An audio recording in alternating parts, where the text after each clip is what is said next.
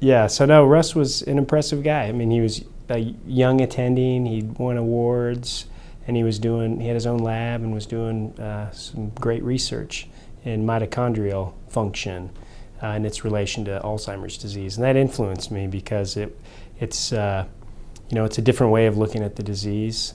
It's not the mainstream sort of simplistic view of Alzheimer's disease. In the brains of people with Alzheimer's disease, this protein accumulates and it forms these clumps called plaques. And these protein clumps, these plaques, the protein that they mostly contain is a protein called beta amyloid. Now, what causes the beta amyloid to accumulate in the brains of Alzheimer's patients in the first place? That question has never really been addressed. One thing we do know now is that control of the production of beta amyloid is exquisitely regulated. And one of the things that regulates that is brain energy metabolism. The Alzheimer's therapeutic development field is kind of at a crossroads. They've developed a number of different treatments that are directed at trying to eliminate this beta amyloid protein from the brain. And a number of these treatments have now been tried on people with Alzheimer's disease, and they haven't worked, or at least haven't worked nearly as well as we need them to. And the question before the field now is, do you say, well, this is still the best way to go, and it will work, we just need to do it a little differently. Maybe we need to study these same treatments in people decades before they actually have their Alzheimer's disease, and maybe it will work in that case. And it might. The other possibility, though, is that maybe this is just not the way to go. In the mid-1980s, studies were starting to come out which showed that in the brains of Alzheimer's patients, their brains were not able to utilize sugar normally. And I was working in a laboratory that was trying to understand this phenomenon.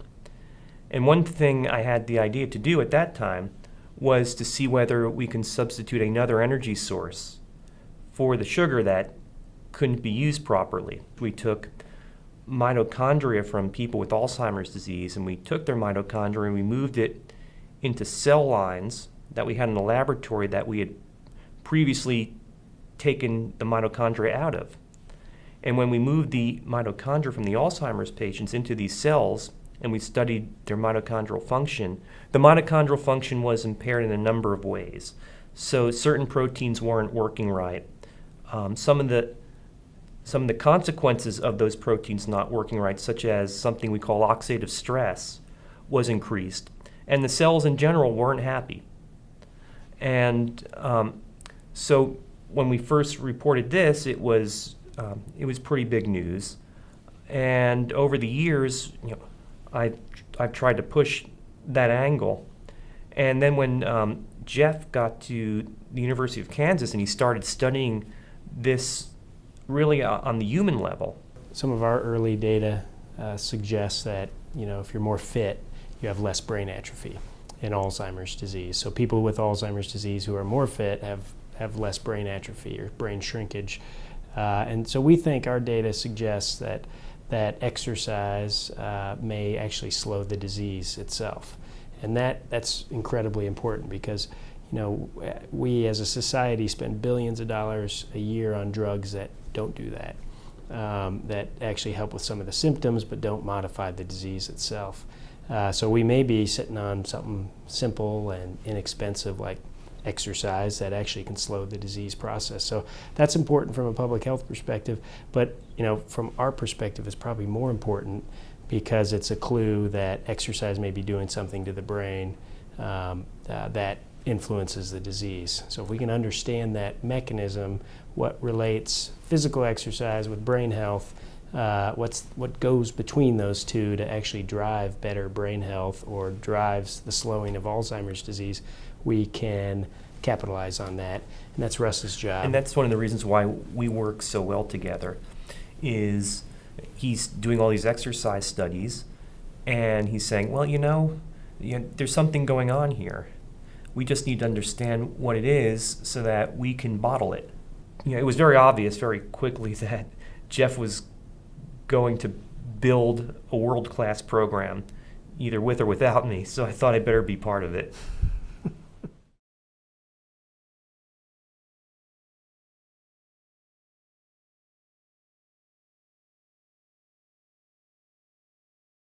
Just looking at him, you might not think this, but this is a guy who gets things done.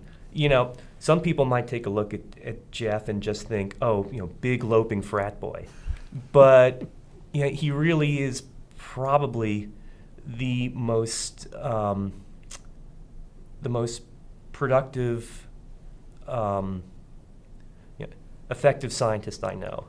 So I actually came back to Kansas City to do that. That was the goal. Now, I didn't know how realistic it was, and I thought it would be something that would take 10 to 15 years if we had a chance. But we progressed really quickly and got on the national radar pretty fast. We got a couple invitations to things to participate in national studies that were important. So the Alzheimer's Disease Neuroimaging Initiative is one of them. And then we became part of the Alzheimer's Disease Cooperative Study Group. And we performed well in those studies. So that got us sort of on the national radar. And then, getting Russ here in 2007 was huge. So, bringing the basic science and the metabolic approach, and then having Russ head up our efforts to get the Alzheimer's Disease Center was essential to having the whole package, and being competitive on a national level.